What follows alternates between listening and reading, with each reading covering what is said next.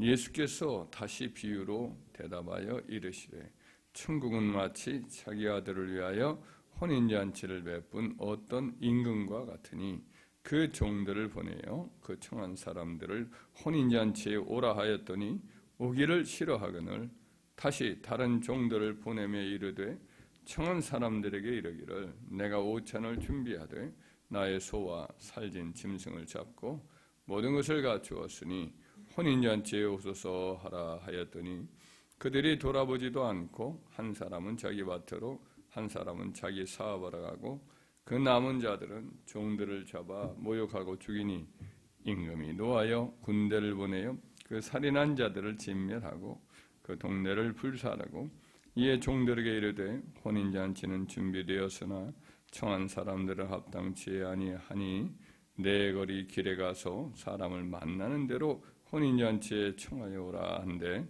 종들이 길에 나가 악한 자나 선한 자나 만나는 대로 모두 데려오니 혼인잔치에 손님들이 가득한지라 임금이 손님들을 보러 들어올새 거기서 예복을 입지 않은 한 사람을 보고 이르되 친구여 어찌 예복을 입지 않고 여기 들어왔느냐 하니 그가 아무 말도 못하거늘 임금이 사원들에게 말하되 그 손발을 묶어 바깥 어두운 데 내던지라 거기서 슬피 울며 이를 갈게 되리라 하니라. 청함을 받은 자는 많되 택함을 입은 자는 적으니라. 아멘. 오늘 예수님은 이제 그 성전에서 바리새인들과 서기관들 그리고 사두개인들과 이제 논쟁을 벌이는 중에 한 말씀을 증거하시는데, 그래서 이제 아들의 혼인잔치를 베푸는 어떤 임금의 이제 비유를 말씀을 하고 있습니다. 몇 가지 이제 영적인 교훈이 있습니다. 첫째로 이제 우리의 구원은 하나님이 다 이루시고 우리를 부르신다는 거죠. 임금님이 이제 혼인잔치를 베풀 때 그 모든 잔치는 다 이제 임금님이 다 준비하는 거예요. 음식 준비도 뭐 여러 가지 행사의 순서도 모든 것도 다 그 비유 속에 나오는 그 임금님이 다 준비를 다 해놓고 이제 손님들을 초청하는 겁니다. 손님들이 할 것은 아무것도 없고 그냥 참석만 하는 것뿐이죠. 이 마찬가지로 우리의 구원을 위해서 하나님이 모든 걸 다 준비하신 거예요. 하나님이 만세전에 예정하시고 또 천사들을 다 통해서 우리의 구원을 위한 모든 준비 작업을 하시고 또 성자 예수님이 이 땅에 오셔서 우리의 구속을 위한 모든 대가를 다 지불하십니다. 십자가에 흘리신 보혈로 또 성령 하나님이 또 오셔서 이 진리를 알게 하시고 또 택한 백성들을 부르시고 감화감동하시고 그래서 성부 성자 성령 한 분 하나님이 우리 주인들의 구원을 위해서 모든 걸 준비해 놓으신 거예요. 혼인잔치는 바로 우리의 구원의 은혜를 상징하는 거죠.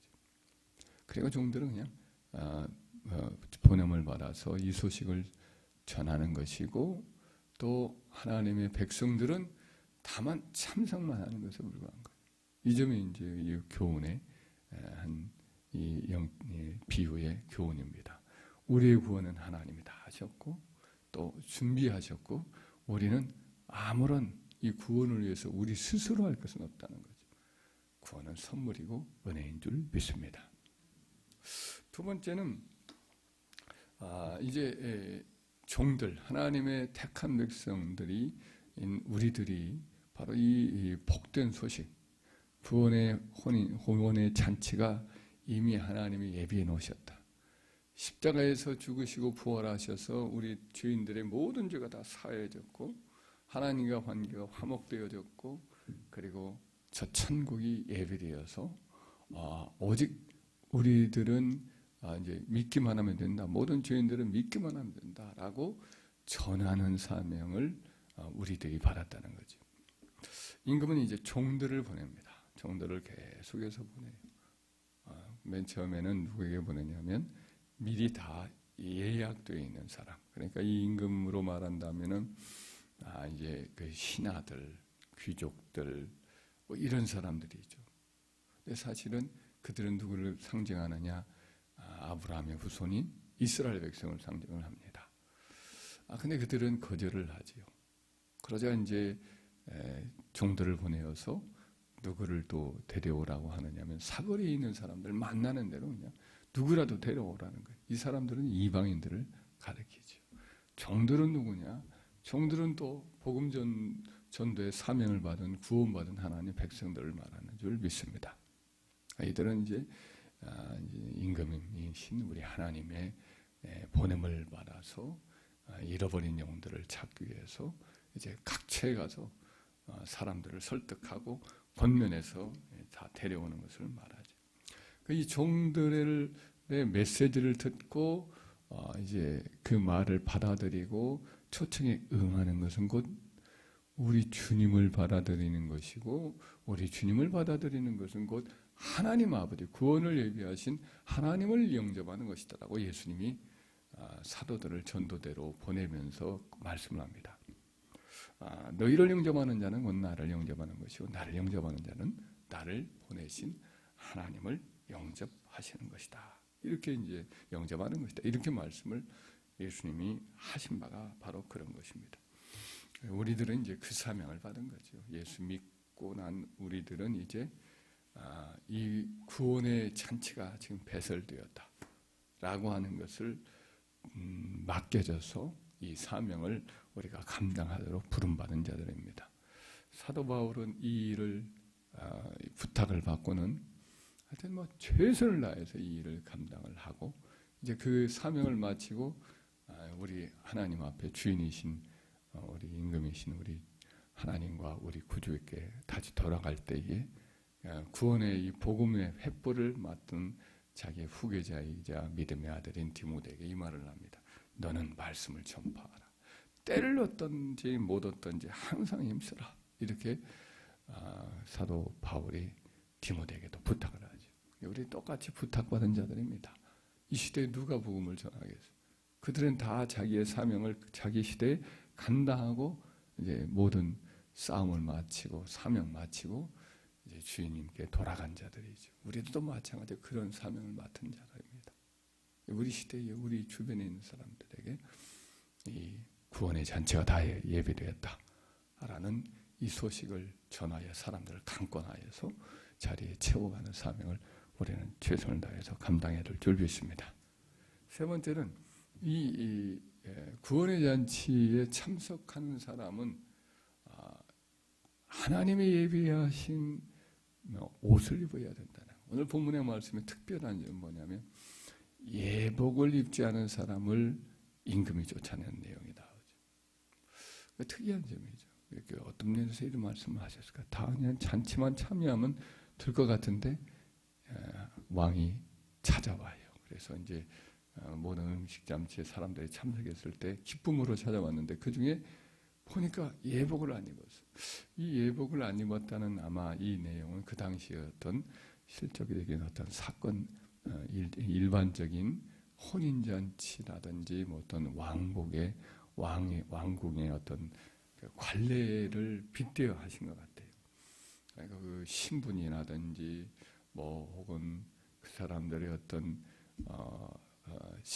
여러 가지 어떤 차별성 이런 것을 다 없애고 임금이 모든 백성을 초청해서 이와 같은 잔치를 한 때 그때 이제 예복을 준비해 놨다가 입히는 관례가 있었던 것 같습니다.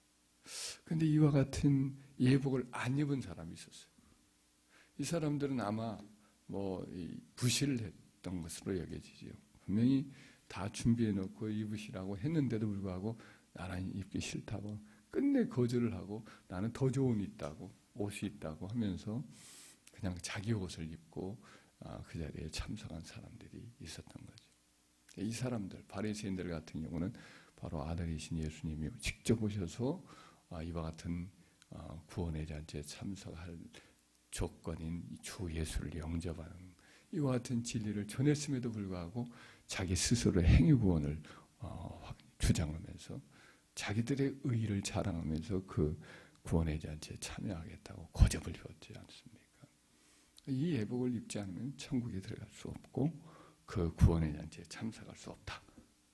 또 그와 같은 것 외에도 하나님의 이 은혜에 대한 감사함, 하나님이 자기 같은 사람을 용서해 주시고 또 하나님의 백성 삼아 주신 것에 대한 감사함, 이런 감사함으로 하나님을 섬기는 은혜 신앙, 이것이 바로 예복의 의미가 되는 줄 믿습니다.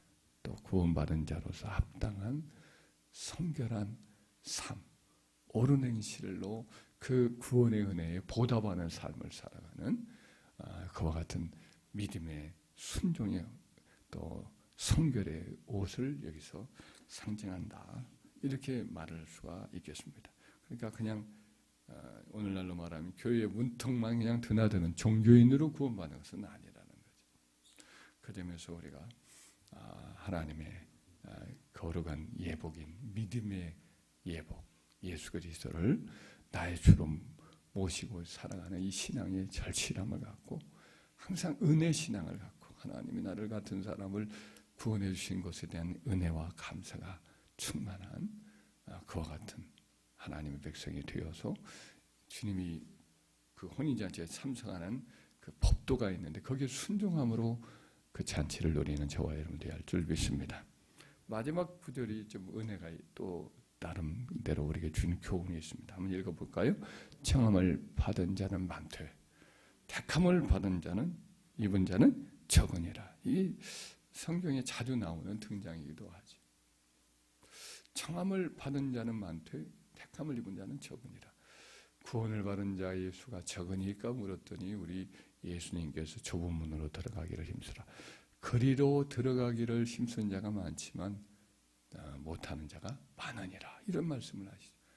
그러니까 이 많은 사람이 하나님의 은혜 가운데 들어가기를 원하지만 사실 그것을 얻는 자는 적다는 거예요.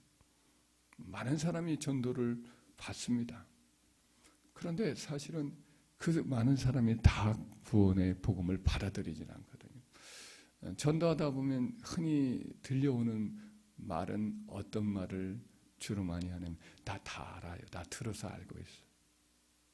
내 친구들 다들 많이들 말년에 아프기도 하고 그러더니 이 사람들 교회 가서 세례 받고 예수 믿고 그러고 가더라고요.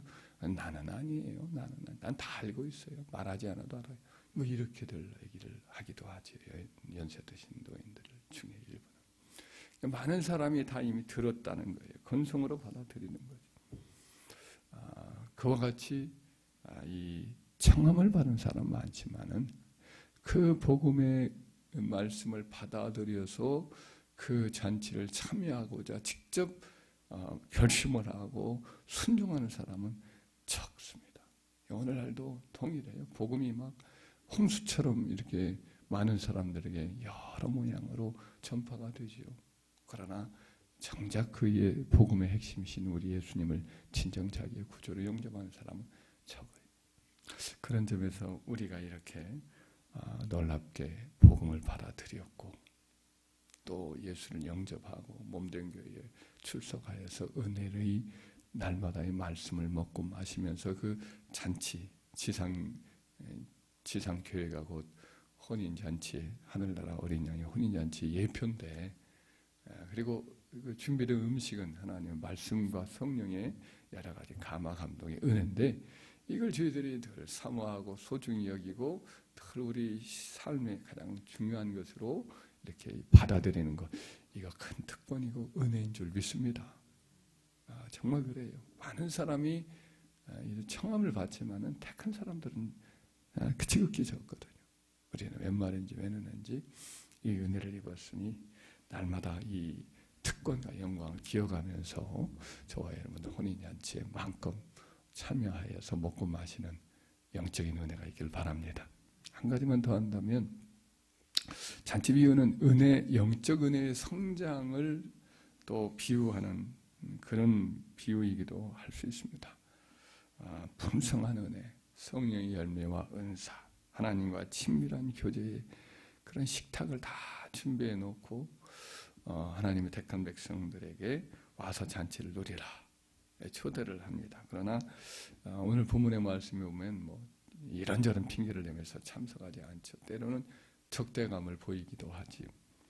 이와 같이 하나님이 하나님의 택한 백성이고 구원의 잔치에 참여한 우리들에게도 많은 더 풍성한 은혜의 꼴을 준비하고 먹고 마시면서 영적인 성장을 원하는 그런 은혜의 잔치를 주시지만은 그러나 그것을 정말 소중히 여기지 않고 여러 가지 핑계를 대죠. 나는 이런 일로 바쁘고 저런 일로 바쁘고 하면서 참석을 하지도 않고 누리지도 않는다면 그러면 더 좋은 은혜, 영적인 능력과 은사의 깊이, 친교의 은혜, 성령의 깊은 세계가 있는데 이거 못 누리죠. 발목 이제 성전 문지방에서 나온 물이 발목을 차기도 하고 무릎을 차기도 하고 허리에 차기도 하고 그냥 헤엄쳐서 건너지 못할 큰 강의 세계도 있는데 이 성령의 은혜의 세계인데 그냥 발목만 찰랑거리다가 그냥 그만둬 버리고 하는 사람들도 많이 있단 말이죠. 우리들도 영적인 면에서 그런 점에서 이 점에서 청함을 받긴 하지만 더 깊은 세계로 나가지 못하는 그와 같은 연약함은 없는지, 그와 같은 어떤 게으름은 없는지 이런 점에서도 우리 자신에게 도전을 한번 해볼 필요가 있습니다. 영적인 세계에 풍성한 은혜 세계에 우리를 초대하는데 소중히 여기고 시간을 내어서 그 기도와 말씀 속에 머물고 성령님이 우리에게 주시고자 하는 그 풍성한 은혜를 더욱 사모하여서 우리가 받아 누리도록 그와 같이 힘쓰는 자가 되어야 하겠습니다. 천국은 침노하는 자가 빼앗는다 그랬어요. 우리도 천국에 놀라운 예비하신 하늘나라의 그 혼인잔치의 풍성한 것을 이 땅에서도 더 많이 누릴 수 있도록 영적인 은혜를 더 많이 받아 누리고 또 이를 나누고 베풀 수 있는 그 많은 사람들의 영적인 은혜가 이렇게 기름지고 풍성하다 이걸 전할 수 있는 체험과 또 심령의 뜨거움을 가질 수 있는 그런 은혜를 받는 저와 여러분 되기를 주의 이름으로 축원합니다.